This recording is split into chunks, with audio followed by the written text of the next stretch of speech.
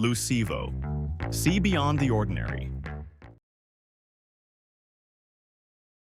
Why is this book called Numbers? Is it simply a list of names and statistics?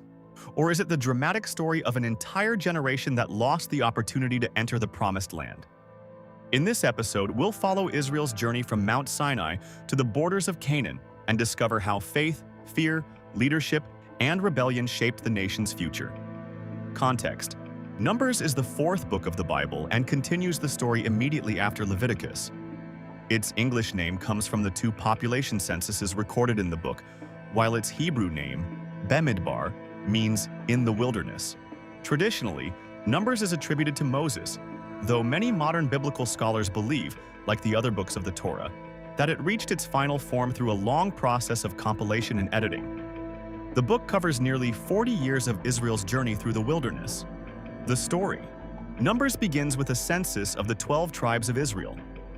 The people are carefully organized into tribes and camps surrounding the tabernacle, preparing to leave Mount Sinai and continue toward the Promised Land. The Levites are set apart to care for the tabernacle and assist in Israel's worship. Soon after the journey begins, however, the people start complaining. They grow tired of the hardships of desert life and long for the food they once had in Egypt.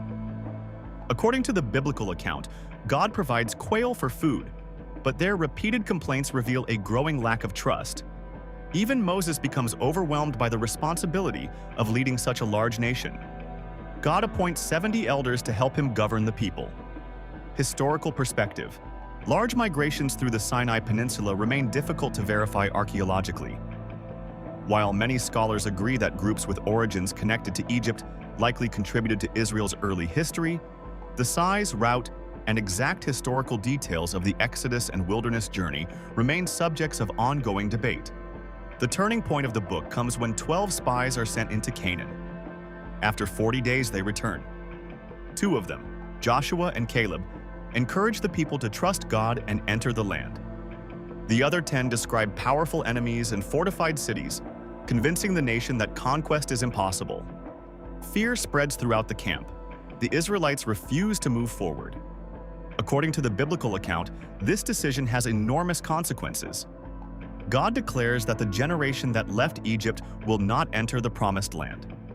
Instead, they will wander in the wilderness until a new generation is ready to continue the journey. As the years pass, several rebellions challenge Moses' leadership. Korah and his followers question the authority of Moses and Aaron. According to the biblical account, the rebellion ends dramatically when the earth opens beneath them. To confirm Aaron's priesthood, his staff miraculously blossoms and produces almonds.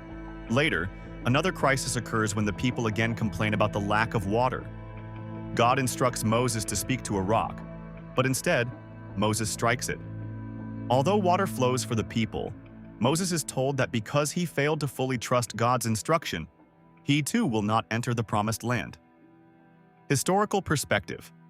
Many scholars understand these episodes not only as historical or theological narratives, but also as lessons about leadership, obedience, responsibility, and the consequences of public decisions made by those in authority.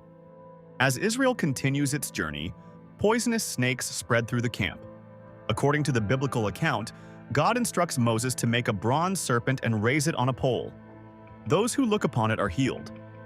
Near the end of the journey, a foreign prophet named Balaam is hired to curse Israel. Instead, every attempt to pronounce a curse becomes a blessing. His final prophecy speaks of a future ruler symbolized by a star coming out of Jacob, a passage later interpreted in different ways by Jewish and Christian traditions. The book concludes with Israel camped on the plains of Moab, just across the Jordan River from the Promised Land. The first generation has nearly disappeared. A second census is taken. A new generation now stands ready to enter Canaan under Joshua's leadership. Think about it. Numbers repeatedly asks one powerful question. How often do fear and doubt keep people from reaching opportunities that are already within their reach? Key takeaway. Numbers is far more than a book of statistics. It is the story of a nation learning that freedom alone is not enough. Courage, trust, and perseverance are required to reach the destination. As the Israelites prepare to enter the Promised Land, the stage is set for the final speeches of Moses in the next book of the Bible. Deuteronomy. Wow, I didn't know that.